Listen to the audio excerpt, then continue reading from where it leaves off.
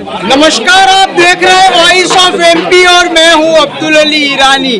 नीमच विधानसभा क्षेत्र से कांग्रेसी के प्रत्याशी उमराव सिंह गुर्जर तूफानी जनसंपर्क के लिए निकले हुए। आज वो लगभग पूरा जो नीमच से लेकर चीताखेड़ा पट्टी है उस पूरी पट्टी पर अपना चुनाव प्रचार जारी रखे हुए। आइए, मेरे साथ मौजूद है उमराव सिंह गुर्जर, जिनसे बात करेंगे कि वो गांव में किस प्रकार से अपना चुनाव प्रचार अभियान चला रहे, जनसंपर्क के दौरान किस तरह की समस्या आ रही है और उनके द्वारा अपील की जा रही है। सर, वॉइस ऑफ एमपी में आपका स्वागत है। धन्यवाद आपको। सर, किस तरह का जनसंपर्क जारी है और किस तरह का आशीर्वाद मिल रहा है? आज हमारा 25 गांवों का जनसंपर्क है और लगभग 25 किलोमीटर आज हम चलेंगे। निश्चित रूप से पूरे क्षेत्र में हमारे मतदाताओं का, हमारे भाइयों का, किसान भाइयों का, मजदूरों का पूरा समर्थन हमें यहाँ पे मिल रहा है। क्योंकि जो भी विधायक हैं वो 15 साल के विधायक हैं और 15 साल में वो 4 काम ऐसे नहीं कर पाए जो जनता के बीच में बता सके। आज किसान कह रहे हैं कि लगातार हमको आश्वासन दिए जा रहे हैं, झूठे आश्वासन दिए जा रहे हैं कि हम किसानों की आय को दुगना करने का काम कर रहे हैं। ऐसी स्थिति में किसान ये देख रहे हैं किसानों की आय दुगनी तो नहीं हुई, किसानों की आय आधी हो गई।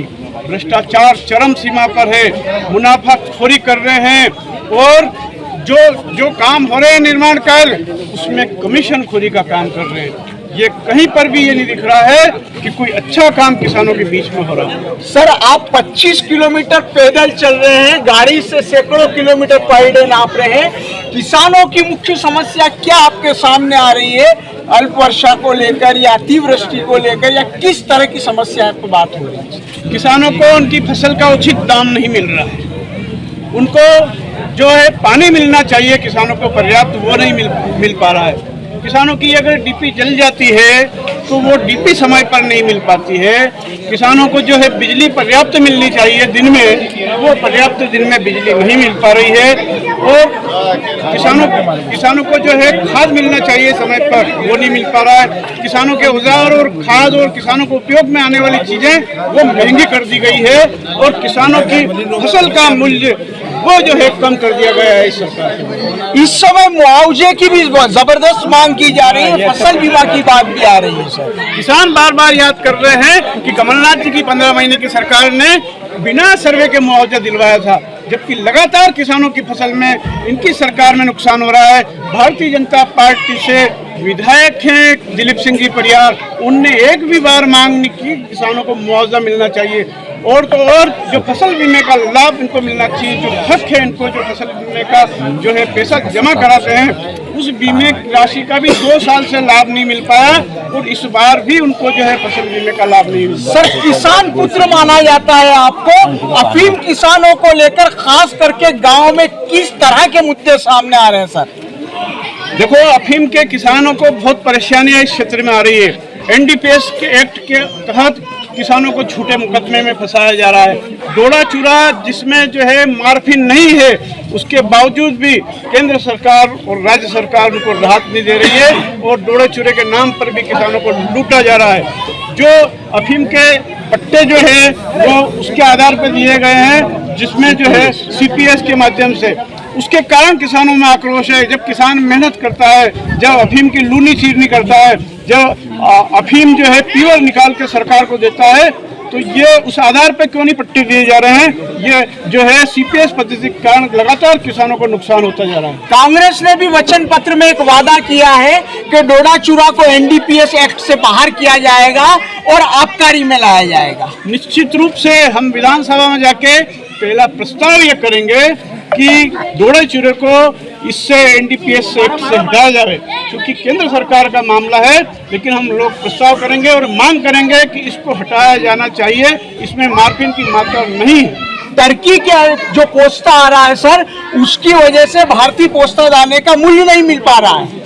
ये क्या लगातार ये भारतीय जनता पार्टी की सरकार कहीं न कहीं किसानों की मदद करने की अपेक्षा उद्योगपतियों की कर रही है और बड़े बड़े उद्योगपतियों को पोस्ता आयात करने के लिए लाइसेंस दे रही है। उसके कारण हमारे किसानों को उचित मूल्य जो है पोस्ते का नहीं मिल पाता।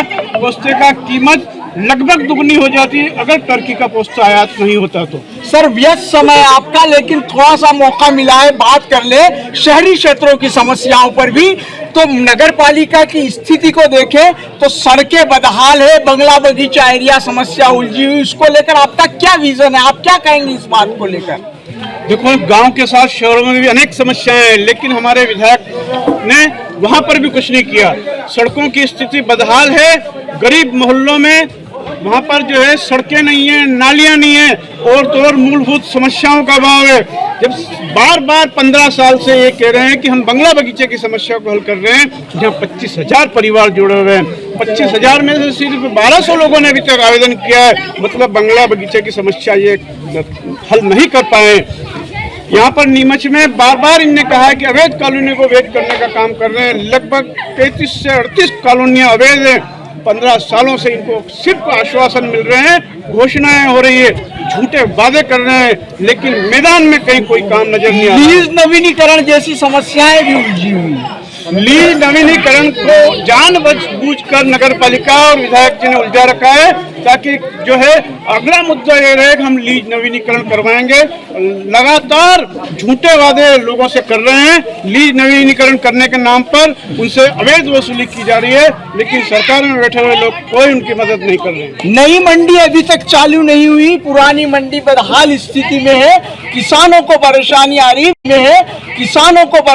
रही व्यापारियों को परेशानी आ रही। सर नीमच मंडी के अंदर लगातार किसानों का शोषण हो रहा है और विधायक जी ये सब देख रहे हैं, उसके बाद भी कोई कुछ नहीं बोल रहा। किसानों के साथ वहाँ पे जो है माल चोरी हो रहा है, उनका माल खाली नहीं हो पा रहा है, और नई मंडी बनने के बाद भी किसानों के साथ लगातार शोषण हो रहा है। कहीं कहीं विधायक की निष्क्रियता के कारण किसान बदहाल है और मंडियां बदहाल है।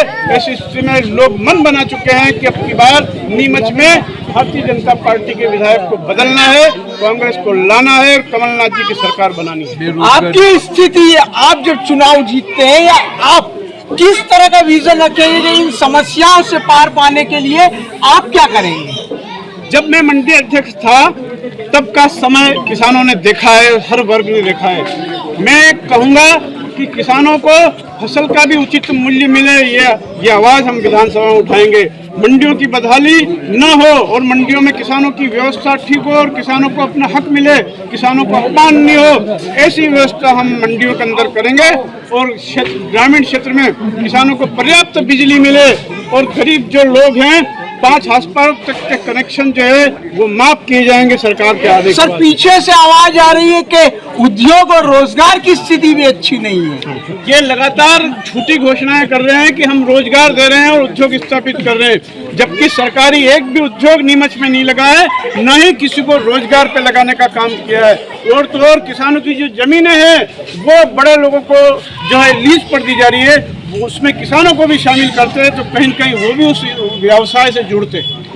आप घूम रहे हैं, किस तरह का जन समर्थन मिल रहा है और क्या उम्मीद लगाए बैठे हैं, किस तरह की प्रतिक्रिया आ रही है? सर मैं ग्रामीण और शहरी क्षेत्र में लगातार 35 से 38 सालों से लोगों के बीच में जा रहा हूं और मुझ पर लोगों का विश्वास है, इसलिए पूरे क्षेत्र में ये विश्वास जागृत हुआ है कि उमराव आएगा और क्षेत्र में विकास होगा।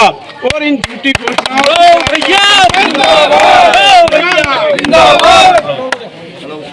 मध्य प्रदेश में कांग्रेस किस स्थिति में रहेगी? आखिरी सवाल। मध्य प्रदेश में लगभग 150 सीटों पर मध्य प्रदेश में कांग्रेस के विधायक जीतेंगे और कमलनाथ जी मुख्यमंत्री बनेंगे और किसानों की और हर वर्ग की वो सुनेंगे और उसके आधार पर विकास भी होगा। ये थे